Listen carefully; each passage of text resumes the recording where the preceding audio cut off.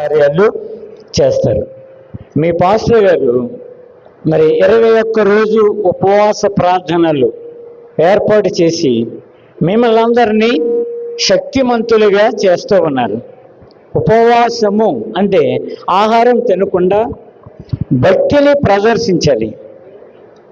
ఇప్పటి వరకు పాస్టర్ గారు చాలా మంచి మాటలు తెలియజేశారు.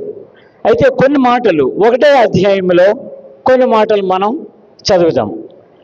యెషయా గ్రంథము 58వ అధ్యాయం. యెషయా గ్రంథం 58వ అధ్యాయం 1-2 వచనాలు చదువుకుందామండి. చావక బోర ఊదినట్లు ఎలుగెత్తి బిగ్గరగా కేకలు వేయుము.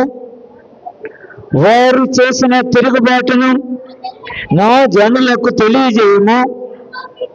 యాకోబు ఇంటి వారికి వారి పాపములను తెలియజేయము. తమ దేవుని న్యాయ విధిని విడవక నీతిని అనుసరించు వారైనట్టు అనుదినము వారు నా యొద్ద విచారణ చేయుచు నా మార్గములను తెలుసుకొని నిత్య కనుపరచుదురు. తమకు న్యాయమైన తీర్పులు తీర్పవలెనని వారు అడుగుదురు. దేవుడు తమకు ప్రత్యక్షుడు కావాలనని ఇచ్చేయంతురు. తలలో ఉంచుదాం, కళ్ళు మూసుకుందాం. చిన్న ప్రార్థన.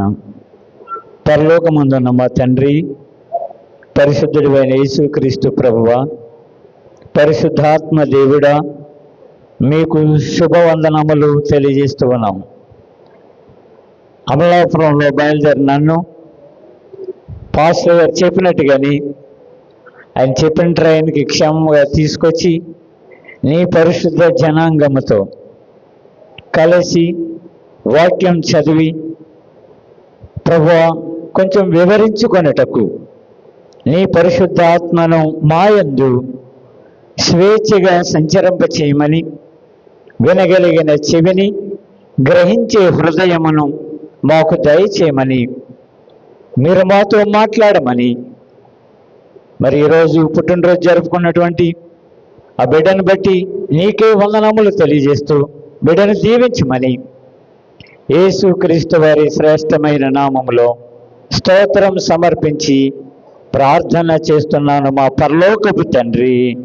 ఆమేన్, ఆమేన్, ఆమేన్. ఉపవాసము ప్రార్థనలో నీ స్వరము దేవునికి వినిపించాలండి. దేవునికి వినిపించాలి. ఎవరైతే గట్టిగా చెప్తారో వాళ్ళు భక్తిగా ఉంటారు. ఎవరైతే భక్తిగా ఉన్నారో వారు విశ్వాసములో కొనసాగుతారు. ఎవరైతే విశ్వాసములో కొనసాగుతూ ఉన్నారో వారు వాక్యమును అనుసరిస్తూ ఉంటారు. ప్రభు అయినటువంటి యేసుక్రీస్తు వారు ఉపవాస ప్రార్థనలు ఎందుకని ఆయన ప్రారంభించారు, ఆయన అనుసరించారు. దానిలో ఉన్నటువంటి శక్తిని పొందుకోవడానికి దేవుడు ఆయన ఏదైతే అడుగుతున్నారో, మనమై ఏదైతే అడుగుతున్నామో దానిని పొందుకొనుటకు ఉపవాసము. సపోజ్ మన ఇంట్లో పిల్లలు మనం వండిన ఆహారం తినకపోతే మనం ఎలా ఫీల్ అవుతామండి? భలే మిగులుతుంది అని అనుకుంటామా? అనుకోం. బిడ్డ దగ్గరికి వెళ్తాం, నాన్న ఎందుకు తినట్లేదు అని అడుగుతాం. ఒకవేళ వాడు తప్పు చేసినప్పటికీ మనం ఏమి అనకుండా అని సవర చేసి కూర్చోబెట్టి వాడికి ఏం కావాలో ముందుగా నిర్ణయించిన దానికంటే ఎక్కువ నిర్ణయిస్తాం. ఉపవాసము అంటే మీ పాస్టర్ గారిని బట్టి కొన్ని విషయాలు నేను తెలుసుకున్నాను. పాస్టర్ గారు కొన్ని ప్రార్థనలు చేశారు. అక్కడ నుండి అన్ని విజయమే విజయం. మేమిద్దరం మాట్లాడుకున్నప్పుడు సంభాషణ దేవుడు ఆలకిస్తూ ఉంటాడు. అయితే మరి దేవుని యొక్క వాక్యంలో చూస్తే ఇక్కడ యాకోబు ఇంటి వారు అన్నాడంటేనే దేవుడు. అయ్యా, యాకోబు ఇంటి వారు అన్నాడేంటమ్మా? యాకోబు అంటే ఎవరండి? మోసగాడండి, మారు మనసు పొందనివాడు. చర్చిలో ఉంటారు, మారు మనసు పొందరు. క్రైస్తవులుగా ఉండము, అన్ని పనులు చేస్తాము, హాజరు మాత్రమే ఉంటుంది, పరలోక రాజ్యములో ప్రవేశించరు. అందుకని అటువంటి వారితో మాట్లాడుతూ యాకోబు అనే పేరును, నామమును ఇక్కడ వ్రాయించడం అనేది జరిగింది. యాకోబు ఇంటి వారికి వారి పాపములను తెలియజేయము. మన దగ్గర పాపం ఉంటుందండి అమ్మా, ఉపవాసం ఉండే వాళ్ళ దగ్గర పాపం ఉంటుందండి. ఒకవేళ మనం పాపం చేసినా పాపము లేకుండా దేవుడు తన పరిశుద్ధ ఆలయములో ప్రవేశించిన వారందరూ, ఆయన వాక్యమును వింటున్న మనమందరము పరిశుద్ధులము చెప్పాడండి దేవుడు. ఏమండి చెప్పాడండి? మీరు ఇంటికి వెళ్ళిన తర్వాత చదవండి. ఆదికాండము 2వ అధ్యాయము 1, 2, 3 వచనాలు. ఆదికాండము 2వ అధ్యాయము 1, 2, 3 వచనాలు ఇంటికి వెళ్ళి హోంవర్క్ చేయండి. పాస్టర్ గారు ఈ ఆదివారం కాక వచ్చే ఆదివారం అడుగుతారు మిమ్మల్ని. అందులో నేనేమో విశ్రాంతి తీసుకుంటాను, మీకేమో ఆశీర్వాదం ఇస్తానని చెప్పాడండి, పరిశుద్ధతనిస్తానని చెప్పాడండి. నా మందిరములో మీరు అడుగు పెడితే రక్షణ పొందిన వాళ్ళు, నువ్వు తప్పు చేసావా, పాపం చేసావా, అబద్ధం మాట్లాడావా, ఇవన్నీ పక్కన పెట్టేసి నీకు ఆశీర్వాదం ఇస్తాడంట. మరి మీరు ఇప్పటి వరకు జరిగిన ఇది సెప్టెంబర్ నెల 9వ నెల, 9 అంటే 10 నాళ్ళు 40 ఆదివారాలు అనుకోండి. అప్రాక్సిమేట్లీ 40 ఆదివారాలు ఆబ్సెంట్ లేకుండా వచ్చిన వాళ్ళు ఎంతమంది ఉన్నారండి? చేయొద్దండి. ఒక్కరోజు కూడా ఆబ్సెంట్ అవ్వడానికి వీల్లేదు. 40 ఆదివారాలు జరిగాయి ఇప్పటికీ. ఒక్క ఆదివారం కూడా ఎవరు లేరండి. పాస్టర్ గారు మీరు చేయొద్దండి. ఇంకమ్మా మానేశారా? మరి దేవుడికి ఎంత సిగ్గేస్తుందండి. బయట ఎవడుంటాడు సారు? అయ్యా బయట వెరీ గుడ్ సాతాను గారు అక్కడి నుంచి చూస్తాడండి. ఏంటి వీళ్ళందరూ గుడికి వెళ్ళిపోయారా, వీళ్ళందరూ ఉపవాసం ఉంటారా, వీళ్ళందరూ ప్రార్థన చేస్తారా, చూస్తాను అని అంటాడండి. తెలుసండి యేసుప్రభువారు ఏమన్నారు తెలుసండి? వాడి ముఖం, వాడికి తలకాయ లేదు, తోక మాత్రమే ఉన్నది. తెలుసండి? తోక ఉందంటే పాము గారికి, సాతాను గారికి, తలకాయ కూడా యేసుక్రీస్తు ప్రభువారు. అయినా దెయ్యం అంటే మనకి ఎంత భయమో, దేవుడు అంటే అస్సలు భయం ఉండదు, దెయ్యం అంటే మాత్రం భయపడతాం. అయితే దేవుని యొక్క వాక్యములో మనము 3, 4, 5, 6, 7, 8 వచనాలు అసలు ఉపవాసం అంటే ఏంటో చెప్పాడండి దేవుడు. అందులో 2, 3 వచనాలు మనం చదువుతామండి. 3వ వచనం చూస్తే, మేము ఉపవాసం ఉండగా నీవెందుకు చూడవు. మనమేమో 19 రోజులకు వచ్చేసాం. దేవుడు చూస్తున్నాడా? చూశాడా? మీ అయ్యగారు ప్రార్థన చేస్తున్నారు, కొండవీటి ఎక్స్ప్రెస్ అంట నాకు ఉండాలంట. అర్థమైందండి? నా జీవితంలో ఎప్పుడు అలా ట్రైన్ ఎక్కలేదండి. ఏ స్పీడ్తో నేను వచ్చే ట్రైన్ ఆగుతుందో అదే స్పీడ్తో ఈ ట్రైన్ మూవ్ అవుతుందండి. అదేమో రైట్ సైడ్ ప్లాట్ఫామ్, ఇదేమో లెఫ్ట్ సైడ్ ప్లాట్ఫామ్.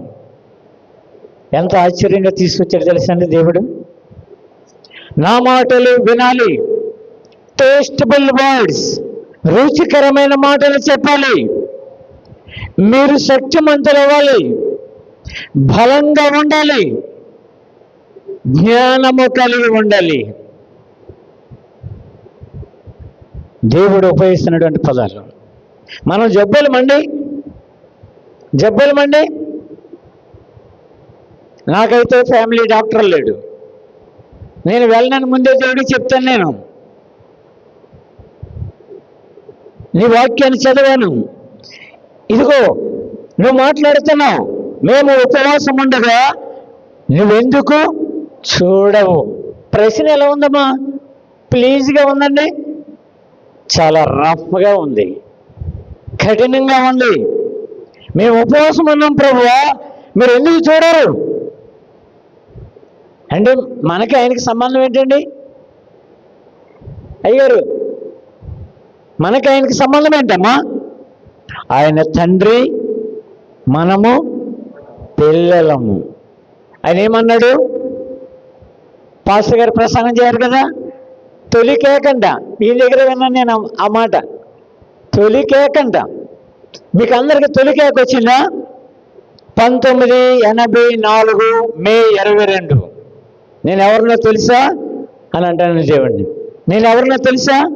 1984 మే 22 మీరే నాతో మాట్లాడారు. నన్ను రమ్మని పిలిచావు, నేను వచ్చాను, నాకేం తెలీదు, నేను నడిపిస్తాను, వెళ్ళాను అన్నావు అంతే. ఆ మాట ఒకటే చెప్తానండి, జరగాలండి, జరగాలండి, జరుగుతాయండి. మనం విశ్వాసం ఉంచాలి. ఎవరితో మాట్లాడాం మనం? మన డాడీ, మన మమ్మీ కాదు. మహాసముద్రములో భూమికి పునాది వేసిన ఆ గొప్ప శక్తి గల నామముతో మనం మాట్లాడుతూ ఉన్నాం. మహాసముద్రములో భూమికి పునాది వేశాడంట దేవుడు. మనము ఆఫ్టర్ ఆల్ ఏమో కానీ దేవుడు ఆఫ్టర్ ఆల్ కాదు. అయితే మరి ఇంకా మనం చదివితే ఈ వాక్యము, మేము మా ప్రాణములను ఆయాసపరుచుకొనగా నువ్వెందుకు లక్ష్య పెట్టవు? ఆయాసపరుచుకున్నామండి మనం ప్రాణాలని. అమ్మా, ఆయాసపరుచుకున్నామండి మనం. అదేంటండి, పొద్దు నుంచి మనం సరిగ్గా భోజనం రోజు ఎలా చేస్తాం అలా చేయలేదు కదండి. వేళ ఈసారి 19 రోజులు రోజు ఎలా చేస్తాం అలా చేస్తామా? చేయమండి. ఎస్పెషల్లీ ఈవేళ ఫ్రైడే, ఈవేళ అలా చెయ్యం. అర్థమైందండి? రోజు తిన్నట్టుగా వేళ తినం, ఇంకా తినం. ప్రార్థన అయిన తర్వాత వెళ్ళి, నేనైతే ప్రార్థన అయిన తర్వాత తింటాను. ఓ పెళ్ళి అయినా, లేకపోతే మెచ్యూర్ ఫంక్షన్ అయినా, ఓ సమాధి అయినా, ఏదైనా సరే. మనం ఒక సమాధి చేశానండి, అర్ధరాత్రి 2 గంటలు చేసామండి. అంతవరకు నో ఫుడ్. దేవుడు చూసుకుంటాడండి ఆయన పనిలో మనం ఉంటేనే. అలానే టీవీ సీరియల్ చూస్తామన్నాండి, డొక్కలాగేద్దండి పట్టుకుని, డొక్క నొప్పి వచ్చేద్దండి, చెవి నొప్పి వచ్చేద్దండి. చాలా జాగ్రత్త. మన క్రియలు మనతో ఉంటాయంట, మనకంటే ముందుగా దేవుని సన్నిధికి వెళ్ళిపోతాయంటండి. చాలా జాగ్రత్త. ఇంకా మనం చదువుకుని వెళ్తే, అయితే మరి ప్రభు మనకు తెలియజేసినటువంటి మాటల్లో, మీ ఉపవాస దినమున మీరు మీ వ్యాపారము చేయుదురు, మీ పనివారి చేత కఠినమైనటువంటి పనులు చేయిస్తామంట. ఉపవాసం అని చెప్తాం, ప్రేమ లేని వారిగా ఉంటాం. ఉపవాసం అని చెప్తాం, దేవుని వాక్యాన్ని చూడం. ఉపవాసం అని చెప్తాం, మన ఇష్టానుసారంగా మనం ఉంటాం. తర్వాత 4వ వచనం కూడా చూద్దామండి.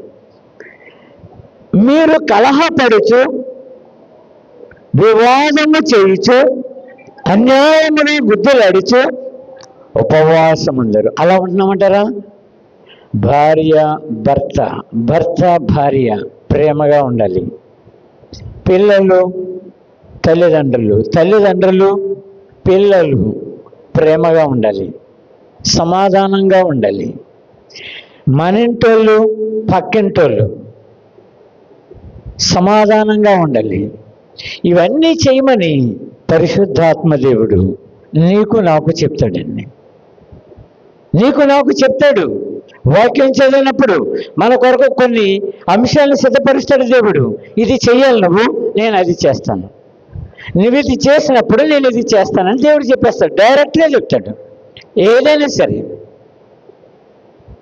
అయితే ప్రేమేటువంటి వారులారా, 5వ వచనం కూడా చదువుదాం. 4 చివరిలో ఏముందంటే, మీ కంఠధ్వని పరమున వినబడినట్లుగా మీరిప్పుడు ఉపవాసం ఉండరు. ఉపవాసానికి కంఠధ్వనికి సంబంధం ఏంటండి? అయ్యగారు పాట పాడించారు కదా, మరి ఆయన మైక్ పెట్టి పాడేస్తున్నారు, మనం ఏం చేస్తామండి అంటే పెదవులు మాత్రమే కదుపుతాం, సారు పాడేస్తారు ఎక్కువ. మా చర్చిలో ఆరాధన చేసేటప్పుడు, ఆరాధన పాట పాడేటప్పుడు మైక్ ఆఫ్ చేయాలి, అందరం కలిసి పాడాలి. ఒరిజినల్ ట్యూన్ వస్తుందండి అప్పుడు. మేమైతే ఏ పాపం ఎరుగని ఓ పావన మూర్తి పాప విమోచకుండా ఆ పాట పాడతాం. అందరూ నిలబడతాం. నీ కంఠధ్వని పరమునకు వినబడాలి, దేవునికి వినబడాలి. దేవుడు మహిమ పొందును గాక. ఆమేన్, ఆమేన్, ఆమేన్. అన్నయ్య బాగా స్లోగా అన్నావు, అవునా? బాగా స్లోగా. మీకు అర్థం అవ్వట్లేదు. ఆశీర్వాదం ఆగిపోకూడదు. అవసరమైతే మనందరికీ ఆగిపోతే తెలుసండి, ఒక్కరు కరెక్ట్గా పలకపోతే. ఎందుకని? పూర్ణ హృదయం, ఏక మనస్సు, ఏక ఆత్మ దేవుడికి కావాలి. నా మందిరంలోకి వచ్చిన ఈ బిడ్డలందరూ ఒకటేనా? మనం అందరం పరిశుద్ధులమేనా? అయితే మరి అందరం గట్టిగా చెప్పమేంటండి? తండ్రి అయిన దేవుడు మహిమ పొందును గాక. ఆమేన్. మీరు గట్టిగాన్నారా, నేను గట్టిగానా? అస్సలు మా చర్చిలో, మా సంఘములో ఆదరణ కొడుకు జరిగిందండి నిన్నే. 2 కిలోమీటర్లు డిస్టెన్స్ ఉంచాడు దేవుడు, కుంభవృష్టి కురిపించాడండి. నేను ఒకటి సవాల్ చెప్పాను, నువ్వు గనుక వర్షం కురిపించావా నీ బైబిల్ నీకే చెప్తాను, వెళ్ళిపోతాను నేను ఇంటికి అంటే. దేవుడిని భయపెట్టేస్తానండి. పొద్దు నుంచి ప్రార్థన చేస్తాను, చాలా జాగ్రత్తగా ఉంటాను, ఎక్కడ మిస్టేక్ రావడానికి వీల్లేదు. ఎవరేం పని చెప్పినా, మా పాప చెప్పినా, మా మేడం గారు చెప్పినా, ఎవరు చెప్పినా ఆ పనులు చేస్తాను. ఏంటి పాస్టర్ గారు ఎలా చేస్తున్నారు, ప్రార్థన ఏమైనా ఉందా అని అర్థమైపోద్ది వాళ్ళకి. ఎక్కడ మిస్టేక్ లేకుండా వెళ్తాను గుడికి. దేవుడు తన పని తాను చేసుకుంటాడని ఆశ్చర్యపోయారండి వాళ్ళందరం. సార్ మీరు చెప్పినట్టేంటి, ఏలియా చెప్పాడు, దేవుడు పని చేస్తాడు, మనం చెప్తాం పని జరుగుతుంది. ఎందుకనండి సారు? నేను చెప్పాను కదండి, 1984 మే 22 అంటే నేను యేసుక్రీస్తు ప్రభువుని సొంత రక్షకుడిగా అంగీకరించినటువంటి సంవత్సరం. హై స్కూల్లో అక్కడ వెళ్ళటానికి కూడా మా అమ్మ బెత్తం ఇసుకుని కొట్టిందండి. వెళ్ళవా మీటింగ్కి అని. ఏ తెల్లైనా కొడతారా గుడికి వెళ్ళమని? కొట్టరండి, కానీ మా అమ్మ కొట్టింది. అయితే మరి దేవుడు మన అమ్మకే నాన్నకి ఎంత బాధ్యత ఇస్తాడో తెలుసా? పిల్లల విషయంలో,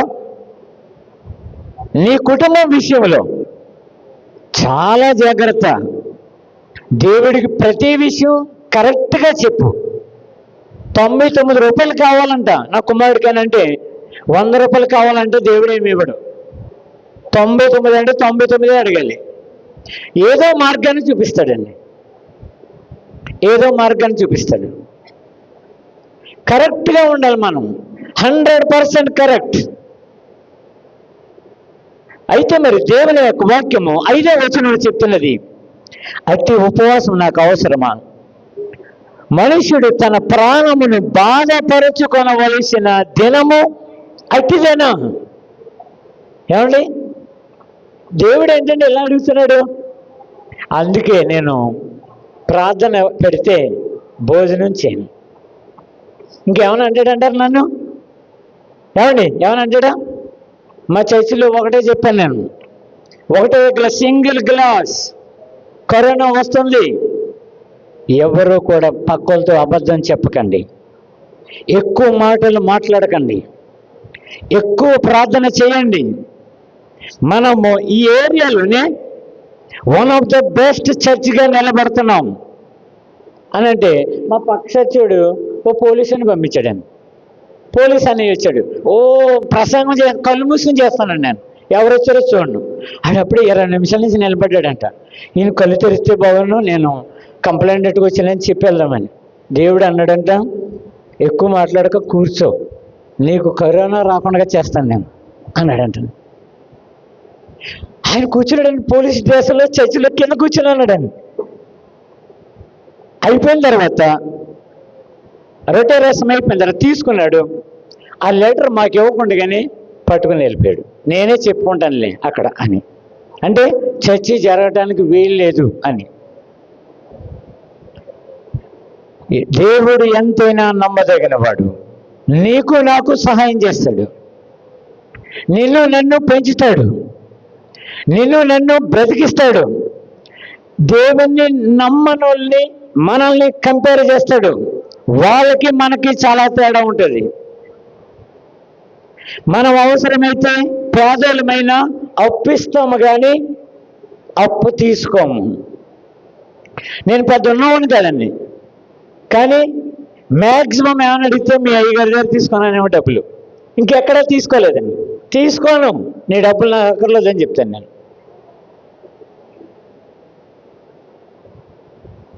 అయితే మరి దేవుడు మనకు కావాల్సినవి అన్నీ సమకూరుస్తాడు, అన్ని అవసరాలు తీరుస్తాడు ఆయన. ప్రధానంగా మనం ఖర్చు అయితే దేనికండి? ఏమా హాస్పిటల్ తెలుసండి, హాస్పిటల్కి ఎక్కువ ఖర్చు అయితే హాస్పిటల్కి. ఆ ఖర్చు తగ్గిస్తాడు, సరిపోదా మనకి? హాస్పిటల్కి వెళ్ళకుండా నిన్ను కావలసినంత ఆరోగ్యాన్ని ఇచ్చి పెంచుతానన్నాడు, పోషిస్తానన్నాడు. అయితే ప్రేమేటువంటి వాళ్ళను దేవుని యొక్క వాక్యంలో 6వ వచనం చదువుదాం.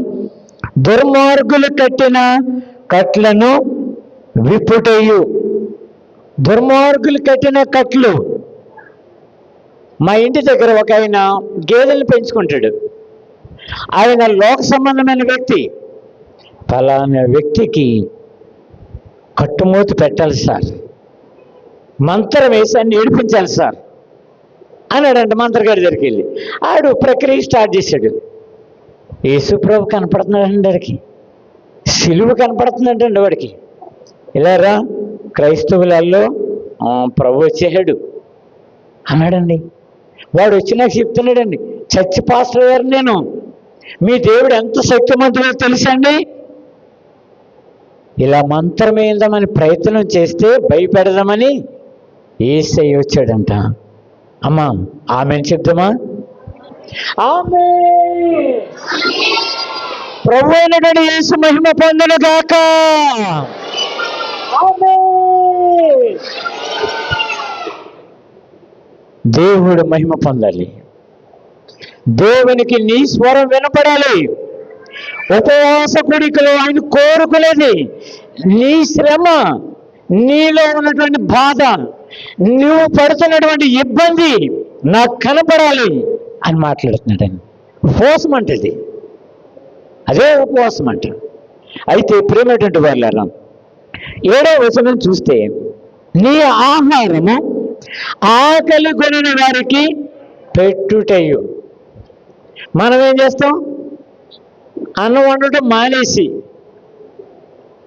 ఉపవాసం అంటామండి. ఒకవేళ మరిచిపోయి వండితే సాయంకాలం తిందాం అని అనుకుంటామండి. ఒకవేళ ఎవరైనా భోజనం చేయని వారు వస్తే ఆ ఆహారము ఆయనకు పెట్టాలండి, లేని వాళ్ళకి పెట్టాలండి. ప్రజెంట్ ఆహారం లేని వాళ్ళు ఎవరు లేరు, కానీ ప్రేమ కలిగి ఉండమన్నాడు దేవుడు. ప్రేమ కలిగి ఉండు. నేను ఆకాశము నుండి లేకుంటే పరలోక రాజ్యము నుండి మహిమాలయమును చూస్తున్నాను. 19 రోజుల నుండి వీళ్ళు ఉపవాసం ఉంటున్నారు, ఈవేళ వెళ్తాను అని అంటాడని దేవుడు. మనము అంటే ఉపవాసం ఉంటున్నామో లేదో కూడా ఎవ్వరికీ తెలియకూడదంట. పరలోకమందని నీ తండ్రికి మాత్రమే తెలియాలంట. నువ్వేది అనుకుంటావో అన్నీ వచ్చేస్తాయంటండి మనకి ఉపవాసంలో. అందులో నెంబర్ 1 ఐజాక్ గారు, మీ పాస్టర్ గారు ఐజాక్. ఆయన నాతో మాట్లాడుతూ ఉపయోగించే పదం ఏంటి తెలుసా? దేవుని కృప, దేవుని మహాకృప. అయితే ప్రేమటువంటి వాళ్ళారా, దేవుని యొక్క వాక్యంలో మనము ఉపవాసం అనేది కరెక్ట్గా కనుక మనం చేస్తే ప్రభు మనకిచ్చే ఆశీర్వాదము ఎలా ఉంటుంది? 9వ వచనం చూద్దాం. అప్పుడు నీవు పిలువగా యెహోవా ఉత్తరం ఇచ్చెను. పైన చెప్పినవన్నీ నువ్వు చేయాలండి. నీ మనసులో ఉండాలండి, నీ బ్రతుకులో ఉండాలండి. నీ అవసరాలన్నీ అడగక మునిపే నీకేది అవసరమో ఎరిగిన దేవుడు. మన దేవుడు అందరిలాంటి దేవుడు కాదు, తెలుసండి. మన దేవుడు చాలా ప్రేమమయుడు. ముందు ఆయన చచ్చిపోయి మనల్ని సావకుండా చేసిన దేవుడు. అందుకని ఇంకేం కావాలండి? ప్రేమటువంటి వాళ్ళారు. మరి దేవుని యొక్క వాక్యంలో 10వ వచనం కూడా చదువుతాం. ఆశించిన దానిని ఆకలి కొనిన వారికి ఇచ్చి శ్రమ పడిన వానిని తృప్తిపరచిన ఎడల చీకటిలో నీ వెలుగు ప్రకాశించను. ఎక్కడ ప్రకాశిస్తుంది? చీకటిలో. చీకటిలో. ఒక అక్క వాళ్ళ ఇంటికి తీసుకెళ్ళిందండి. ఆ అక్క అన్నది, నేను ఎవరినో తెలుసా? చౌదరిని అన్నది. నేనేంటో తెలుసా? వెల్ఫేర్ ఆఫీసర్ని. అది ఇది అని చెప్పింది. నేను ఎవరినో తెలుసా? యేసుక్రీస్తు ప్రభు కుమారుణ్ణి అనంతే. తర్వాత ఇంకేమీ లేదు అని చెప్పాను. చెయ్యి ఊపిపోతుందండి ఆవిడకి. ఎందుకు ఊపిపోతుంది అని అడిగాను నేను. యేసు ప్రభుని నమ్ముకో, అన్నీ కరెక్ట్గా పనిచేస్తాయి. ఎందుకని పనిచేస్తాయి? నువ్వు మహాభక్తురాలివే, కానీ ప్రభువుని యేసుక్రీస్తు దెబ్బలు తిన్నారు, రక్తం కార్చారు. నా రక్తం ద్వారా మిమ్మలను నీతిమంతులుగా కడిగి మారుస్తున్నానని చెప్పాడు. గొప్ప ఎవరిది? అమ్మా యేసు ప్రభుదే, మంద కాదు. గొప్ప అంతా యేసు ప్రభుదే, శక్తి అంతా యేసు ప్రభుదే, బలమంతా యేసు ప్రభుదే. కేవలం యు కమ్ అండ్ సిట్ అంతే. నువ్వు కూర్చో, విను. విన్నప్పుడు చర్చిలోకి వచ్చి మనం ఏం ప్రార్థన చేసుకోవాలి? ప్రభువా, ఈవేళ ప్రసంగం అంతా జాగ్రత్తగా వినాలి నేను. మా దైవజనుని ఆత్మ చేత నింపు. పవర్ అంతా మీ దగ్గర ఉంది, చెప్పేవాడి దగ్గర ఏమీ లేదు. నువ్వు కనుక ప్రార్థన చేస్తే దేవుడు మాలుస్తూ మాలుస్తూ అంటాడు. మీ అయ్యగారు చెప్తారు, ఒకటి చెప్పాలనుకున్నాను బ్రదరు, అక్కడికి వెళ్ళిన తర్వాత మరొక ప్రసంగం చేశాను. పరిశుద్ధాత్మ దేవుడు నడిపింపు. పరిశుద్ధాత్మ దేవుడు నన్ను నడిపించాలని ఇష్టపడుతూ ఉన్నాడు. ఏమంటున్నాడు తెలుసా? 11వ వచనం. యెహోవా నన్ను నిత్యము నడిపించును, క్షామకాలమున ఆయన నిన్ను తృప్తిపరచి నీ ఎముకలను బలపరచును. వేటిని బలపరుస్తానన్నాడండి? స్పష్టమైన దేవుడు, జ్ఞానమున్న దేవుడు కనుక ఎముకలను బలపరుస్తానని చెప్పాడండి. నీ ఎముకలకు శక్తి కావాలి. ఎందుకు కావాలి? పిల్లల్ని అడిగితే 6, 7, 8 తరగతులు ఉన్న పిల్లల్ని ఎన్ని ఎముకలు ఉంటాయరా మనకి? 206 ఎముకలు ఉంటాయంటండి.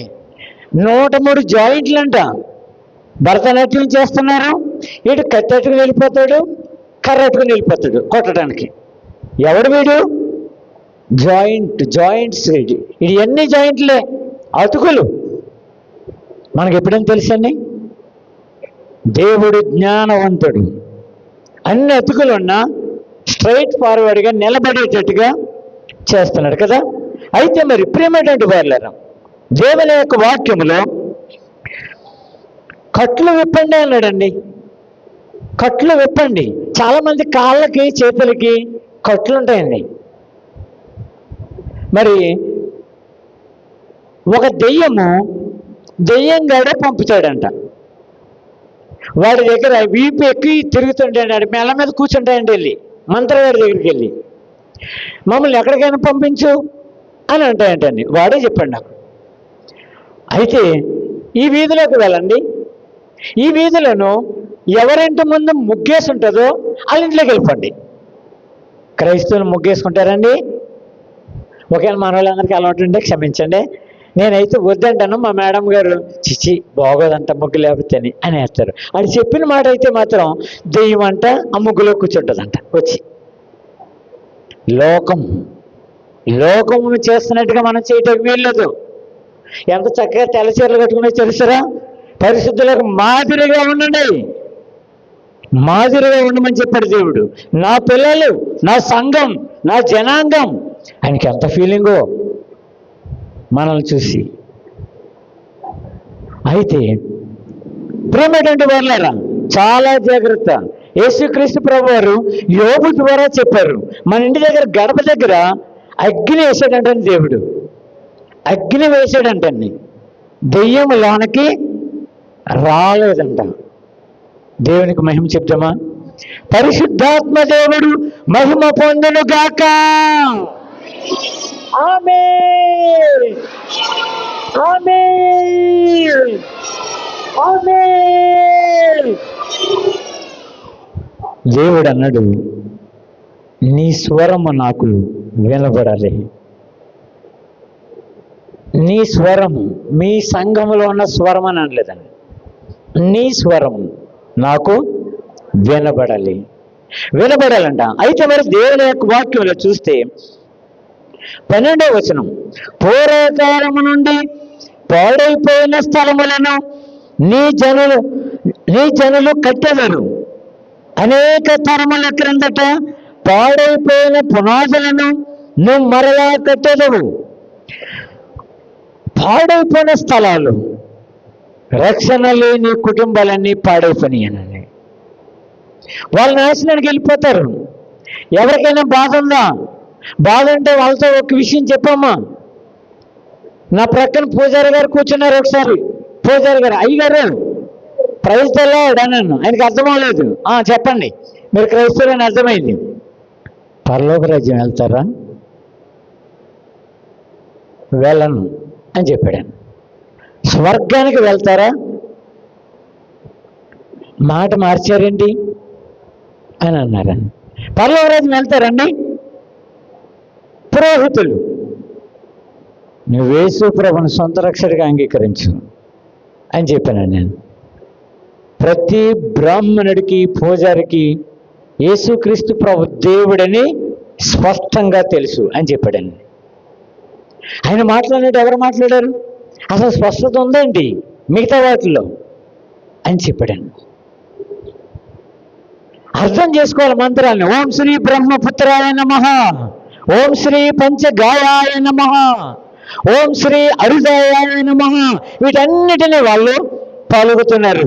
ఇవన్నీ యేసుక్రీస్తు ప్రభువారు శిలువ మరణము గురించి వ్రాయబడినటువంటి శ్లోకాలు. అర్థమైందండి?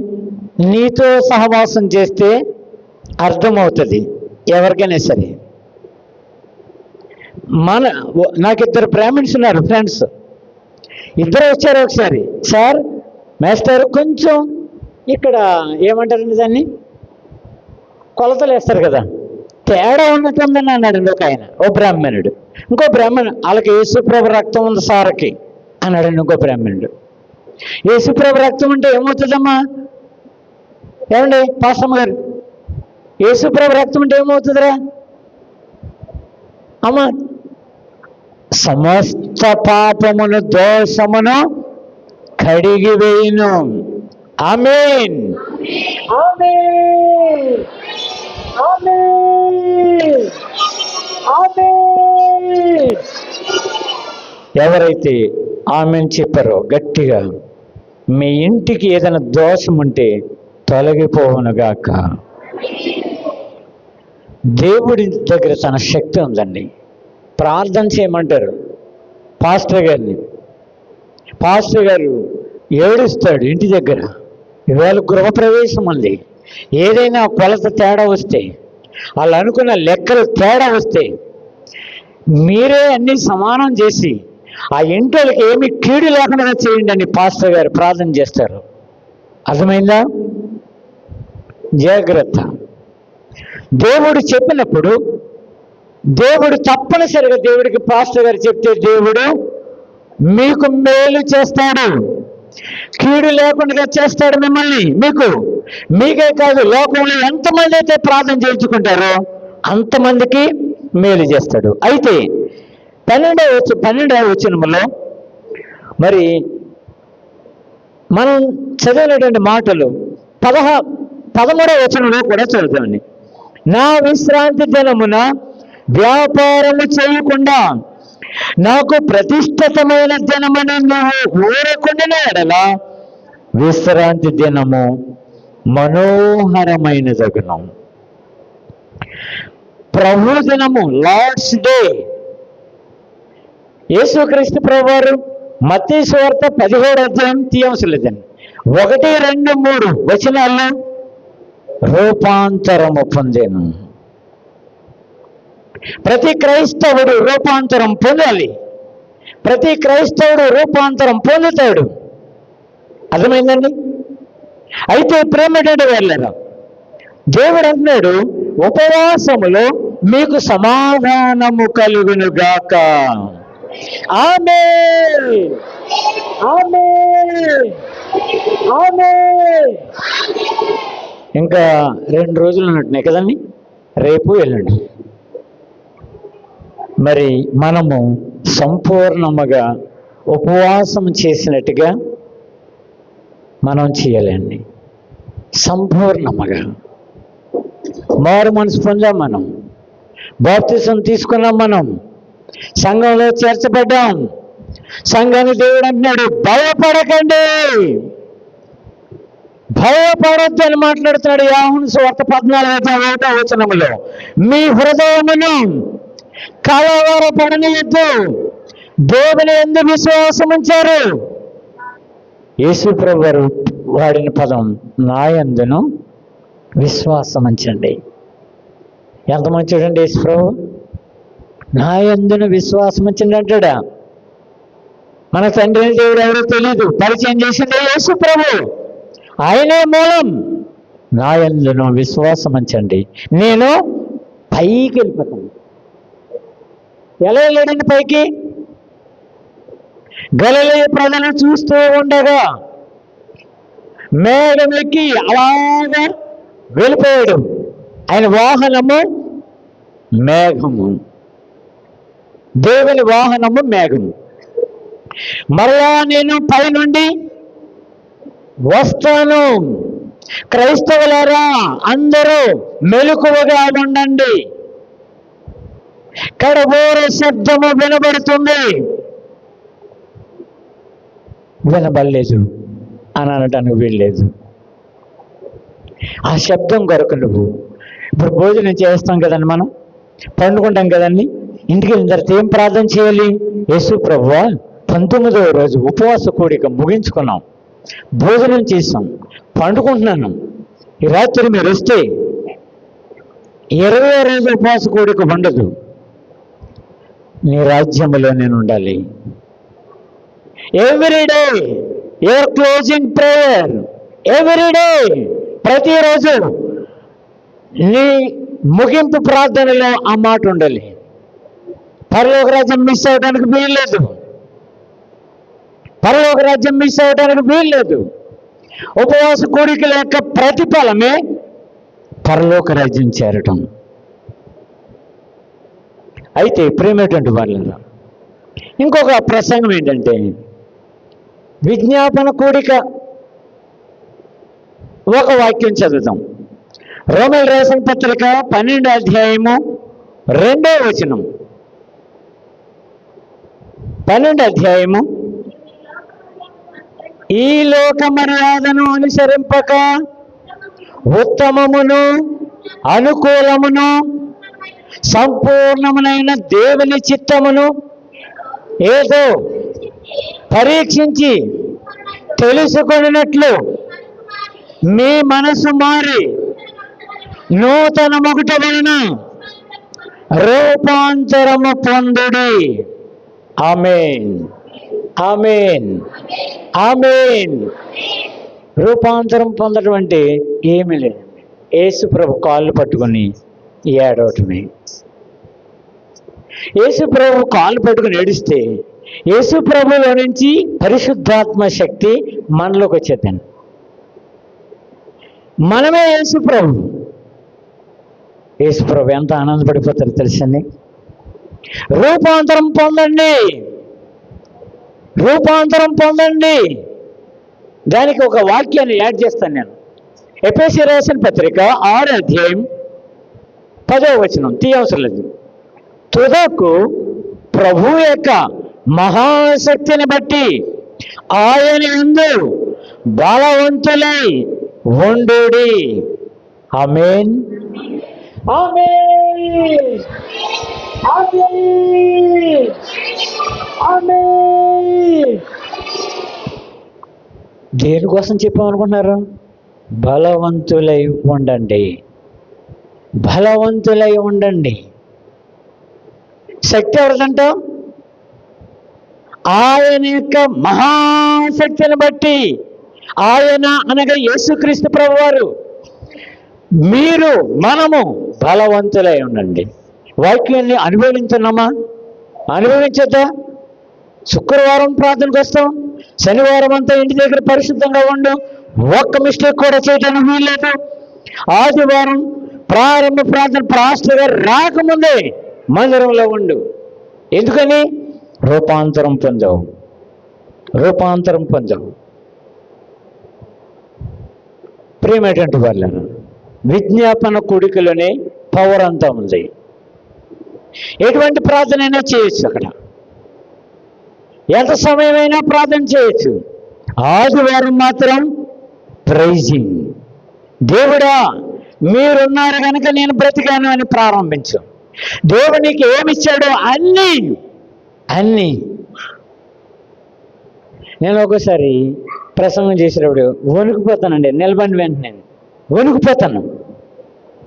కానీ వాక్యంలోకి ఎంటర్ అయిన తర్వాత ఎనర్జెటిక్, ఎనర్జెటిక్. ఆయన చూసుకుంటాడండి. ఇక్కడ పడిపోయాను అనుకోండి నేను కింద, ఎవరికి క్షేమండి? నాకా దేవుడికా? దేవుడికే, నాకు కాదు, దేవుడికే. గనుక నువ్వు గుడికి వస్తుంటే సంతోషపడిపోతాడైనా.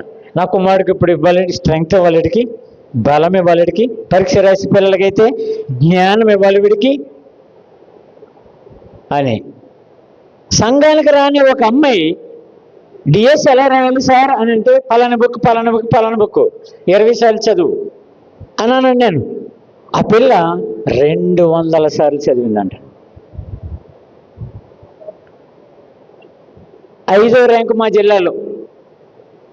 హిందూ పిల్ల, క్రైస్తవురాలు కాదు, ఏ క్రిస్టియన్ని గడపెక్కని వరాళ్ళు.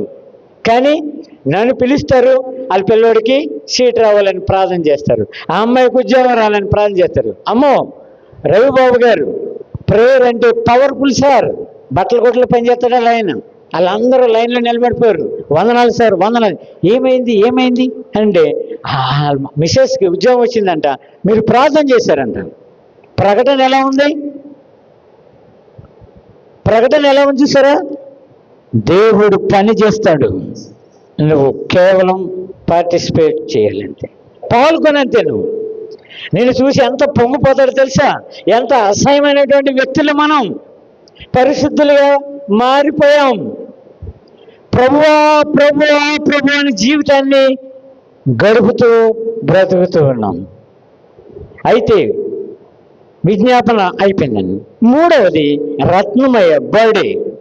రత్నమయ అంటే మంచి బాలుడు.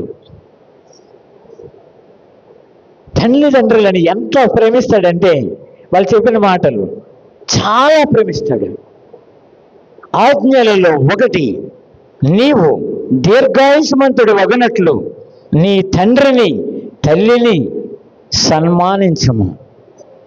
తెలుసండి, పాస్టర్ గారు ఆ బాబు కొన్నవన్నీ పెట్టుకుని రావట్లేదు. పెట్టుకుని వస్తే ఆయన ఎంత ప్రేమిస్తున్నాడో తెలుస్తుందండి. అయితే మరి మరొక జన్మదినము, సంవత్సరం అనేటువంటి దయా కిరీటము ఆ కుమారుడికి అనుగ్రహించాడు దేవుడు. ఆమేన్, ఆమేన్, ఆమేన్, ఆమేన్. దేవుణ్ణి స్తుతించునుగాక. ఆమేన్ అంటే బైబిల్లో చాలా చోట్ల రాయబడింది. బైబిల్ అంతా అయిపోయిన తర్వాత ఆమేన్ అని రాశారు ప్రకటన గ్రంథంలో. అర్థమైందండి? స్తుతించవలసినటువంటి అంశం. గట్టిగా కేకలేయండి. నీకేం ప్రార్థన చేయాలని ఐడియా లేనప్పుడు ఆమేన్, ఆమేన్, ఆమేన్ అని అనుకోండి. అయితే ఈ సంవత్సరము అనేటువంటి దయా కిరీటము రత్నమయ్యకు ప్రభు అనేటువంటి యేసుక్రీస్తు వారు అనుగ్రహించారు. గర్భఫలము యెహోవా ఇచ్చు బహుమానం. నిజంగానే బహుమానం. మన పిల్లలందరూ బహుమానమే. చాలా జాగ్రత్తగా పిల్లల్ని పెంచాలండి. చాలా జాగ్రత్తగా పెంచాలి. నీకున్న డబ్బు ప్రధానమైనది కాదు, పిల్లల్ని పెంచటమే ప్రధానమైనది. ఎందుకంటే మనతో పాటు వాళ్ళు కూడా పరలోక రాజ్యాన్ని స్వతంత్రించుకోవాలి. మన బాధ్యత అంట. నలుగురు, ఇప్పుడు ఐజాక్ గారు నాన్నగారు ఐజాక్ గారిని నిలబెట్టారు. ఐజాక్ గారు రత్నమయ్యని నిలబెడతారు.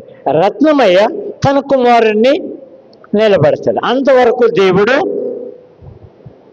వీళ్ళ పక్షంగా చూస్తూ ఉంటాడంతే. వీళ్ళదే బాధ్యత, మనదే బాధ్యత. మన పిల్లల విషయంలో దేవుడు వచ్చి సరి చేస్తాడు, చెక్కేస్తాడు అంటే అంటే దేవుడేం చేయడు, మనం అందరము చేయాలి. 4 జనరేషన్లు తర్వాత నుంచి మరలా దేవుడు ఎంటర్ అవుతాడు. అబ్రహాము దేవుడు, ఇస్సాకు దేవుడు, యాకోబు దేవుడు, యేసేపుల దేవుడు. అంతే. అక్కడి నుంచి మళ్ళీ నెక్స్ట్ జనరేషన్ డెవలప్ అవ్వాలి. మన మీద బాధ్యత ఉంది. నీ పిల్లలనంట బండకేసి కొట్టు, క్రీస్తు అనే బండకేసి కొట్టు. నేనే పెంచుతాను, నేనే పోషిస్తాను, నేనే సమస్తాన్ని చేస్తాను అని చెప్పాడు. మరి ఆ బిడ్డకి మరి మరొక సంవత్సరం అనే దయాకిరీటం దేవుడు అనుగ్రహించాడు. ఈ సంవత్సరం అంతా ఆయన పనులలోనూ, ఆయన ప్రయత్నములలోనూ, ఆయన ఆరోగ్యములోనూ, ఆయన డ్యూటీకి వెళ్ళటంలో, ఇంటికి రావటంలో దేవుడు కాచి కాపాడి నడిపించునుగాక. ఆమేన్, ఆమేన్, ఆమేన్. తండ్రి దేవుడు మహిమ పొందునుగాక. ఆమేన్, ఆమేన్. కుమారుడైన యేసుక్రీస్తు ప్రభువారు మహిమ పొందునుగాక. ఆమేన్, ఆమేన్, ఆమేన్. పరిశుద్ధాత్మ దేవుడు మహిమ పొందునుగాక. ఆమేన్, ఆమేన్, ఆమేన్. దేవుడి మాటల ద్వారా మనందరినీ ఇష్టపడి, అంగీకరించి, ఆశీర్వదించి, దీవించి, పరిశుద్ధపరిచి నడిపించునుగాక. ఆమేన్. చిన్న ప్రార్థన చేద్దాం. ప్రేమగల తండ్రి, పరిశుద్ధుడైన యేసుక్రీస్తు ప్రభువా, పరిశుద్ధాత్మదేవ, మీకే వందనాలు చెల్లిస్తున్నాం. 21